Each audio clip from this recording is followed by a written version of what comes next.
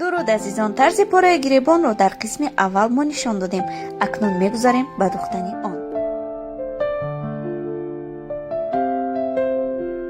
барои осонии кор ин қисматро аввал духта, баъдан гиребонро рӯи матои дигар мегузориму боз ҳам онро медузем.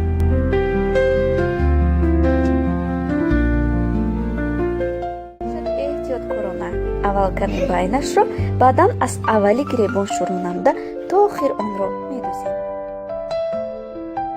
баъд аз оне ки онро духтем, ана ҳамин гуна бо утюг ба тарафи боло онро дарзмол мекунем ва аз қисмати болоии он бошад, барои боз ҳам хубтар омадан бо мошина рӯйдуз менамоем. шумо метавонед аввал онро бо болафки